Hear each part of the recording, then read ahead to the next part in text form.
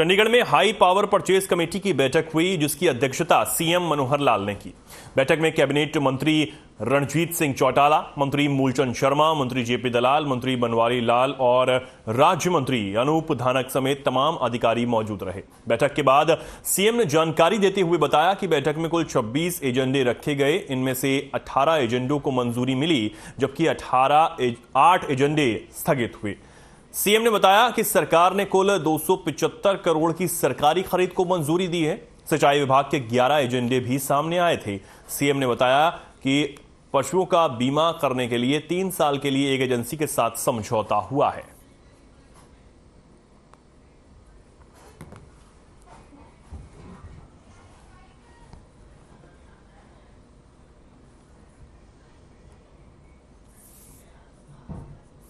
High power purchase committee की एक meeting लगभग 3 घंटे हमारी चली है और उसमें कुल 26 एजेंडे थे, जिसमें परचेज का भी कुछ एजेंडास थे और कुछ इंजीनियरिंग वर्क्स के भी थे। ऐसे कुल मिलाकर उसमें से 8 एजेंडे तो अभी डेफर किए गए हैं, 2 उसमें कैंसिल हैं और 6 डेफर हैं किन्हीं कारणों से, और 18 जो आज क्लियर हुए हैं उसके अंदर कुल मिलाकर 275 करोड़ रुपए का जो इस प्रकार के सारे जो कॉन्ट्रैक्ट्स थे या परचेज के जो ऑर्डर्स थे वो प्लेस किए गए हैं, जिसमें नेगोशिएशन के माध्यम से 7 करोड़ 7 लाख रुपए की आज ये बचत हुई है। ऐसे कुल मिलाकर के, और मोटे रूप से उसमें इरिगेशन के लगभग 6, 3, 9, 2, 11 तो केवल इरिगेशन के ही थे, और इसके अलावा पावर डिपार्टमेंट के थे। एक पशुओं का बीमा, इसका भी आज हमने कॉन्ट्रैक्ट फाइनल किया है, जो 1 साल 2 साल 3 साल के लिए लोग अपने पशु का बीमा करा सकेंगे, तो वो भी एक कंपनी के द्वारा हुआ है। और पशु बीमा योजना सारे देश भर में, हरियाणा की जो ऐसी पॉलिसी लगातार जो चल रही है, पशुओं का बीमा जो है, पिछले साल भी जो बीमा कराया गया था उसमें लगभग 70 करोड़ रुपए का क्लेम ये पशुओं के बीमे के कारण से किसानों को मिला है। तो ये एक अच्छी स्कीम हमारी चल रही है।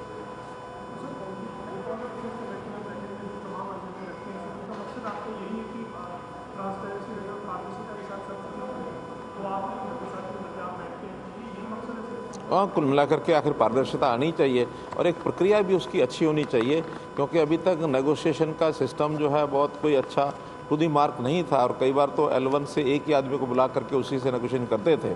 लेकिन नेगोशिएशन का एक नियम है कि जब तक कंपटीशन में दूसरी पार्टी नहीं हो तब तक नेगोशिएशन का कोई अर्थ नहीं है। तो हमने उसमें कम से कम 2 पार्टी होना अनिवार्य कर दिया है, या जिनका 5% के रेंज के अंदर जो होंगे तो मिनिमम 5, यानी जो L5 तक, L1, L2, L3, L4, L5 उनको बुलाएंगे। 5% की सब पार्टियां जो आएंगी, अगर 5 से नीचे केवल एक ही है जो L1 है, तो L2 जिस भी रेट का किसी भी अंतर का होगा उसको ही बुलाएंगे। तो ऐसा ही निर्णय भी किया है ताकि सब लोग जो मार्केट रेट है उसके हिसाब से नेगोशिएशन की जा सके।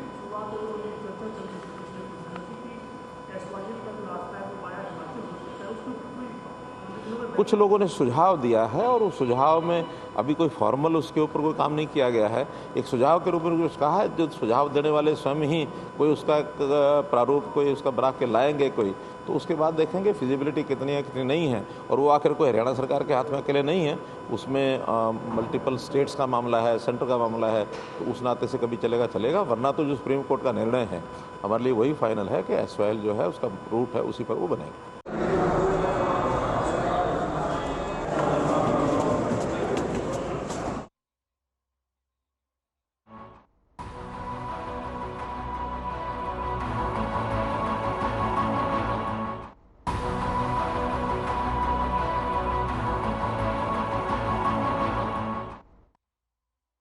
गृहमंत्री अनिल विज ने पीसी में गृहमंत्री ने सरकार में चल रहे स्वास्थ्य विभाग की उपलब्धियों को बताते हुए कहा कि खाद्य और औषध विभाग के एक गैंग को पकड़ा है। ये गिरोह कैंसर का नकली इंजेक्शन बनाकर बेचता था।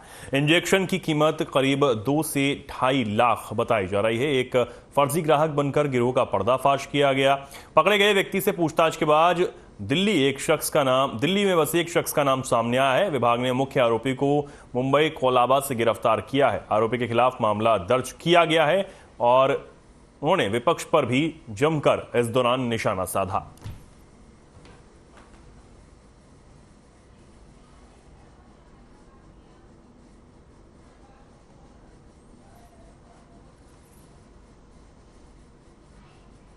एवं औषधि प्रशासन ने एक अंतर्राष्ट्रीय गिरोह को पकड़ा है जो कैंसर की नकली दवाई बनाकर नकली इंजेक्शन 2 लाख रुपए में मार्केट में बेच रहा था।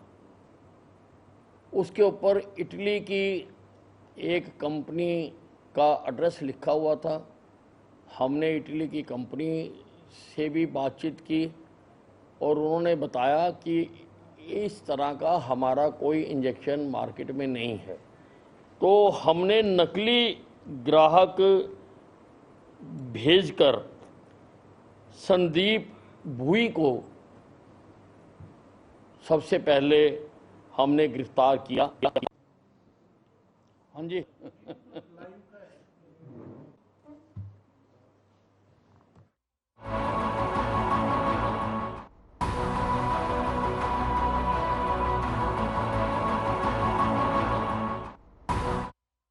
चंडीगढ़ में कांग्रेस विधायक दल की बैठक हुई जिसकी अध्यक्षता नेता प्रतिपक्ष भूपेंद्र सिंह हुड्डा ने की।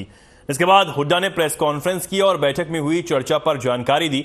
हुड्डा ने बताया कि 13 मई को कांग्रेस विधायक दिल्ली के जंतर मंतर पर जाएंगे और खिलाड़ियों का समर्थन करेंगे।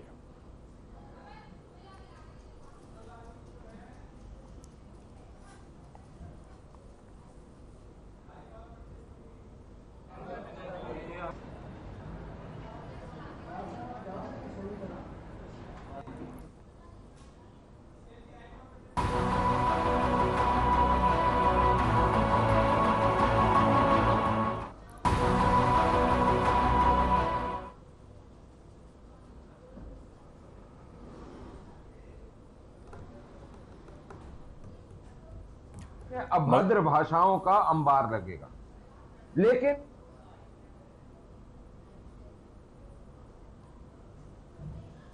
मंगलवार को रेवाड़ी पहुंचे इनेलो सुप्रीमो ओम प्रकाश चौटाला ने सीएम पर अमर्यादित टिप्पणी की। उनके इस बयान के बाद बीजेपी ने विरोध शुरू कर दिया। ओम प्रकाश चौटाला ने कहा कि सीएम के पास करने धरने को कुछ नहीं है। आगे उन्होंने कहा कि 2024 से पहले हरियाणा में गठबंधन टूट जाएगा। इस पर प्रतिक्रिया बीजेपी प्रवक्ता रमन मलिक ने दी। उन्होंने क्या कुछ कहा, सुनवाते हैं।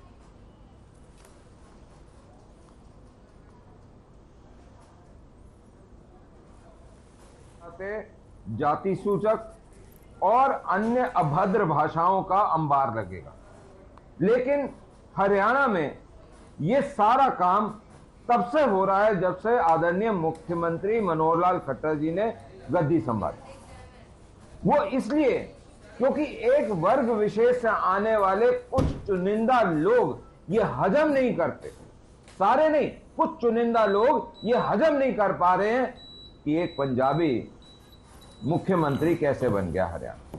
2024 आते आते जाति सूचक और अन्य अभद्र भाषाओं का अंबार लगेगा। लेकिन हरियाणा में यह सारा काम तब से हो रहा है जब से आदरणीय मुख्यमंत्री मनोहर लाल खट्टर जी ने गद्दी संभाली। वो इसलिए क्योंकि एक वर्ग विशेष से आने वाले कुछ चुनिंदा लोग ये हजम नहीं करते, सारे नहीं, कुछ चुनिंदा लोग ये हजम नहीं कर पा रहे हैं कि एक पंजाबी मुख्यमंत्री कैसे बन गया हरियाणा। 2024 आते आते जाति सूचक और अन्य अभद्र भाषाओं का अंबार लगेगा। लेकिन हरियाणा में यह सारा काम तब से हो रहा है जब से आदरणीय मुख्यमंत्री मनोहर लाल खट्टर जी ने गद्दी संभाली। वो इसलिए क्योंकि एक वर्ग विशेष से आने वाले कुछ चुनिंदा लोग ये हजम नहीं करते, सारे नहीं, कुछ चुनिंदा लोग ये हजम नहीं कर पा रहे हैं कि एक पंजाबी मुख्यमंत्री कैसे बन गया हरियाणा। 2024 आते आते जाति सूचक और अन्य अभद्र भाषाओं का अंबार लगेगा।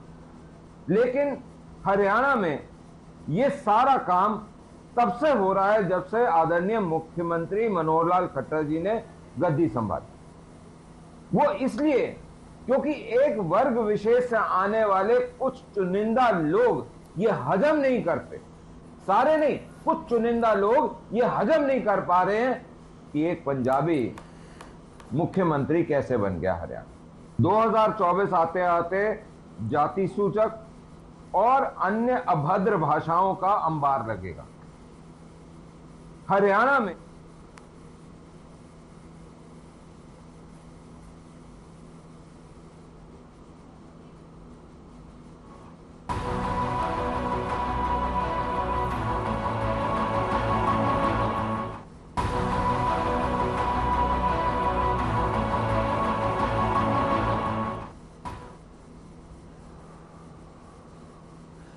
फरीदाबाद एंटी करप्शन ब्यूरो की ताबड़तोड़ कार्रवाई भ्रष्ट लोगों के खिलाफ लगातार जारी है, फिर चाहे वो अधिकारी हो चाहे बड़े शराब के कारोबारी। ताजा मामला फरीदाबाद के दो बड़े शराब कारोबारी सुरेश बंसल उर्फ टीपू और राजेश ठाकुर के खिलाफ भ्रष्टाचार का मामला दर्ज किया गया है। साथ ही आपको बता दें कि सरकार को करोड़ों रुपए का चूना लगाकर शराब का ठेका खोला हुआ था। एंटी करप्शन ब्यूरो के एसपी बाला सुब्रमण्यम ने बताया कि गिरफ्तार कर आगे की कार्रवाई की जाएगी, क्योंकि सरकार को इनके इस घोटाले के चलते करोड़ों रुपए का नुकसान हुआ है।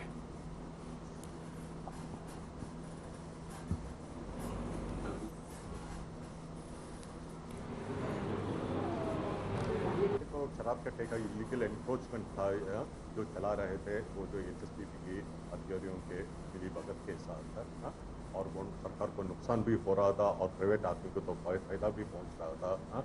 और इसमें जो नुकसान हो रहा था, जो हम करोड़ों का नुकसान हो रहा था, और जो प्राइवेट आदमी को जो फायदा भी पहुंच रहा था कि शराब के ठेका चलाने से।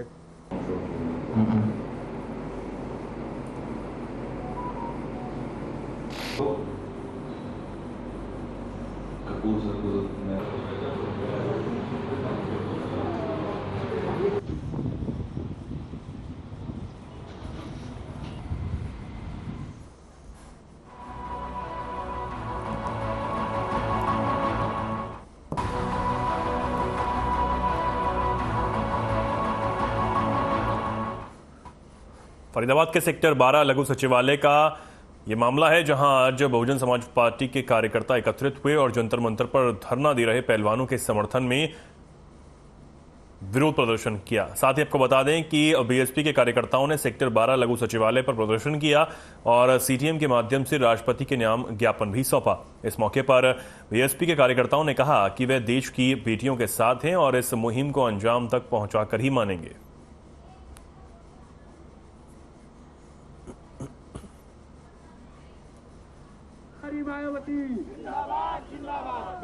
राष्ट्रपति महोदय को ज्ञापन दिया है डीसी साहब के थ्रू, और आज जो हमारा विषय था, बेटी तुम आगे बढ़ो हम तुम्हारे साथ हैं, उस ज्ञापन का जो मेन मूल था कि बेटी बचाओ बेटी पढ़ाओ के नारे देने वाली सरकार आज चुकी है। हमें सरकार पे भरोसा नहीं है, इसीलिए हमने राष्ट्रपति महोदय को ज्ञापन दिया है, क्योंकि राष्ट्रपति पूरे देश का होता है, किसी पार्टी का नहीं होता।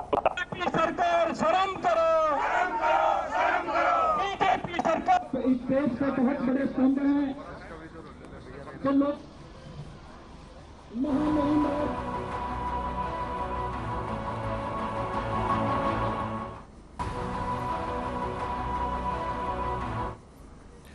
गांव रिवाजपुर में कूड़ा घर बनाए जाने का मामला लगातार तूल पकड़ता जा रहा है। ग्रामीण तरह तरह से प्रदर्शन कर कूड़ा घर बनाए जाने का विरोध कर रहे हैं।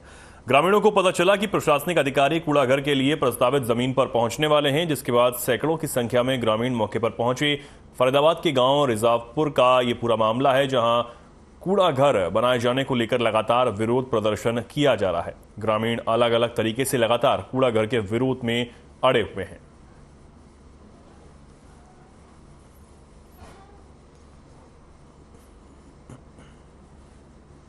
हमें सूचना मिली थी कि आज यहाँ पे इसका कूड़े डंपिंग यार्ड का उद्घाटन करने के लिए आ रहे हैं, तो इसलिए यहाँ सारे लोग जमा हुए हैं। अगर वो आते हैं तो क्या होगा? क्या होगा? बातें होंगी, उनसे रोका जाएगा नहीं। जो हमारे यहाँ पर एक खत्ता बनाया जा रहा है बिल्कुल गलत है। इससे पानी की पीने योग्यता पहले ही नहीं बच रहा, और इन्होंने ट्रीटमेंट प्लांट लगाना था, पानी पूरे ग्रेटर फरीदाबाद का लाना था, वो भी नाला ओपन पड़ा हुआ है। और गांव की हालत खराब है, क्योंकि पहले गांव बसता, बाद में शहर बसता है। क्या क्या नुकसान हो सकते हैं कूड़ेघर से? इससे तो आप अच्छी तरह पूरा देश जानता है कि इससे कैंसर सबसे ज्यादा फैले पड़े हैं इधर की साइड में। पानी पीने के योग्य नहीं रहेगा तो जनता कहाँ जाएगी। कॉलोनी जो बसी है पहले बसी है, आज यहाँ पर जो खत्ता डालने की जगह बनाई जा रही है।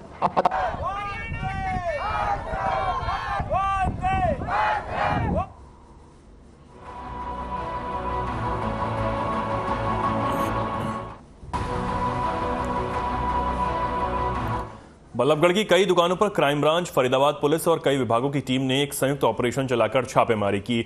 पुलिस को देख ढाबे और कई दुकानों पर काम करने वाले बच्चे मौका पाकर फरार हो गए, जबकि एक दुकान से पुलिस की टीम ने एक बच्चा बरामद किया है। पुलिस ने इस संबंध में दुकानदार के खिलाफ कार्रवाई शुरू कर दी है। तस्वीरें बल्लभगढ़ में बस अड्डा मार्केट स्थित गोली मार्केट की हैं, जहां से crime branch, Chawla colony, police चौकी और संबंधित विभागों की टीम ने एक बच्चे का रेस्क्यू किया। टीम को लीड कर रहे स्टेट क्राइम ब्रांच के एसआई अमर सिंह की माने तो इस दुकान पर यह बच्चा लगभग 3 महीने से काम कर रहा था। बच्चे की उम्र 18 साल से कम बताई जा रही है, जो बाल मजदूरी अधिनियम के तहत गलत है।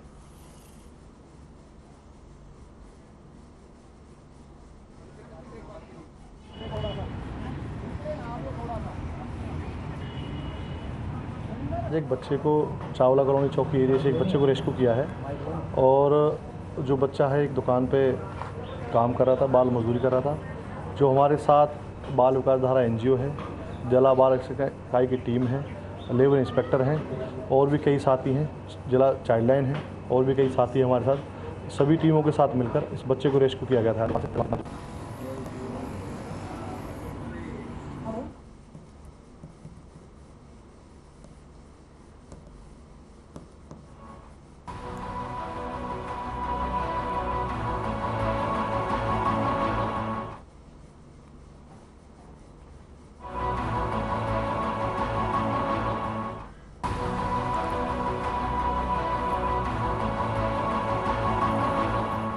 बहादुरगढ़ में एक घर के बाहर खड़ी कार में अचानक से आग लगने का मामला सामने आया है। आग लगते ही पड़ोसियों ने कार के मालिक और फायर ब्रिगेड को इसकी सूचना दी, जिसके बाद फायर ब्रिगेड की गाड़ी मौके पर पहुंची और आग पर काबू पाने का प्रयास किया गया, लेकिन जब तक आग पूरी तरह से जलकर राख हो चुकी थी। मामला बहादुरगढ़ के सेक्टर 6 का है, जहां चित्रांग जिंदल नाम की शख्स की टाटा जेस्ट गाड़ी उसके घर के बाहर खड़ी थी। गाड़ी के पास ही बिजली का खंभा भी लगा हुआ है। कयास ये लगाया जा रहा है कि बिजली के खंभे पर शॉर्ट सर्किट की वजह से चिंगारी गाड़ी पर गिरी, जिसकी वजह से कार में ये आग लगी है।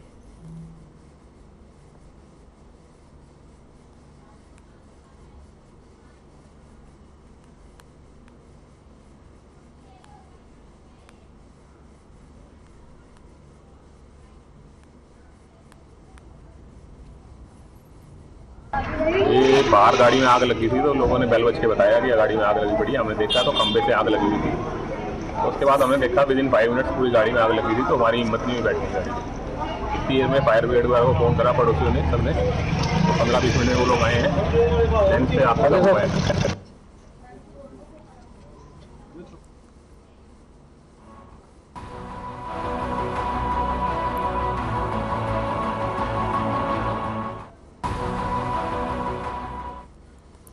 मार्च 2023 के आखिरी सप्ताह में बेरी के कादियान खाप के प्रधान देवेंद्र उर्फ बिल्लू पर हुए जानलेवा हमले में नीरज बवाना गैंग से जुड़े शार्प शूटर नवीन बाली अब झज्जर पुलिस की रेडार पर आ गए हैं। गैंगस्टर और गैंगस्टर कल्चर को तोड़ने के लिए झज्जर जिला पुलिस द्वारा नवीन बाली को प्रोटेक्शन वारंट पर पूछताछ के लिए लाया गया। अदालत ने नवीन बाली को रिमांड के लिए 18 मई तक झज्जर पुलिस को सौंपा है। पुलिस की माने तो बेरी पुलिस स्टेशन में दर्ज हुए मामले सहित कई अन्य संगीन मामलों में पुलिस नवीन बाली को प्रोटेक्शन वारंट पर लेकर आई है, लेकिन पुलिस नवीन बाली को किस जेल से लेकर आई है, इस बात का खुलासा पुलिस ने नहीं किया।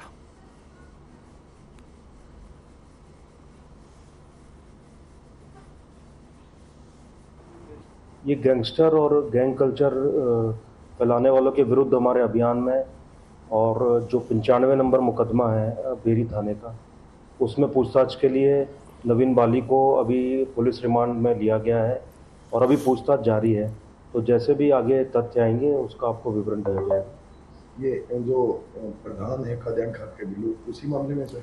जी हाँ, वो मामला भी है और कुछ और मामलों में भी तार जुड़े हैं। तो वो जैसे पूछताछ होती है उसके बाद क्लियर हो पाएगा।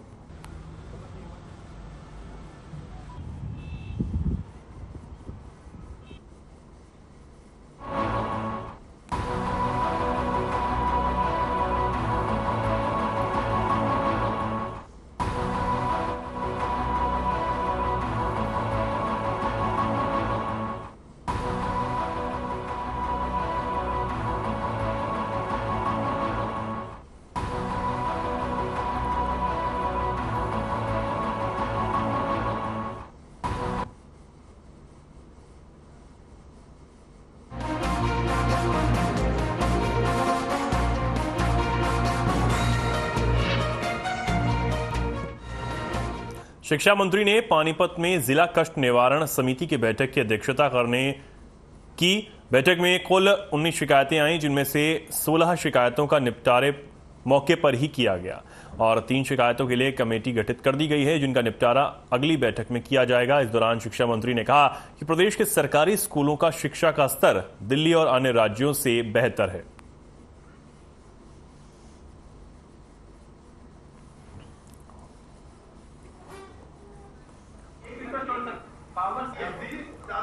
तो 19 प्रतिवाद थे, जिनमें से 16 का निस्तारण हमने कर दिया और 3 ऐसे हैं जिनमें एक में एएसपी साहब की अध्यक्षता में कमेटी बनाई गई, एक में एडी साहब की में और एक में कमिश्नर साहब की अध्यक्षता में कमेटी बनाई है और जब अगली मीटिंग होगी तो निश्चित तौर से उसका निस्तारण कराएंगे। भ्रष्टाचार का मुद्दा ज्यादा हैवी रहा है, कई घोटाले सामने आए हैं। नहीं, देखिए आरोप तो अब लगते रहते हैं, पर उसकी जांच के हमने आदेश दिए सारी के, और अब जो एक पक्ष है, एक पक्ष तो कुछ ना कुछ अपनी बात कहेगा, दूसरा पक्ष उसका जवाब देगा। फैसला तो बीच में जो भी इंक्वायरी अफसर है वही बताएगा क्या है।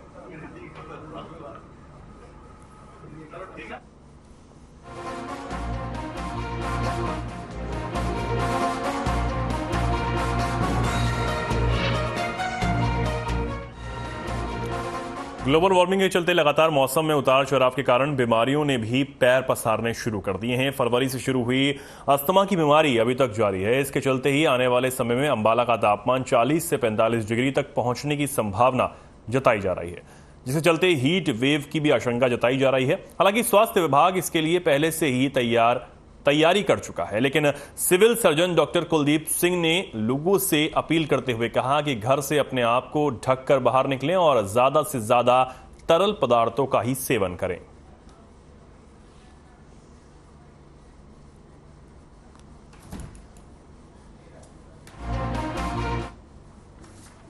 चेंज हो रहा है, इसमें आप लगातार देख रहे हैं कि लोगों में सांस की बीमारी तो लगातार अब की बार फरवरी के से स्टार्ट हुई थी। अभी तक जो अस्थमा है लोगों में बहुत ज़्यादा अस्थमा के पेशेंट्स आ रहे हैं। दूसरी बात है जो वायरल फीवर है, वायरल फीवर के साथ साथ इन्फ्लुएंजा है। इन्फ्लुएंजा की जो टाइप ए का इन्फ्लुएंजा है, H3N2 के इन्फ्लुएंजा के केसेज भी हमारे पास यहाँ पे मिले हैं। आइए सर,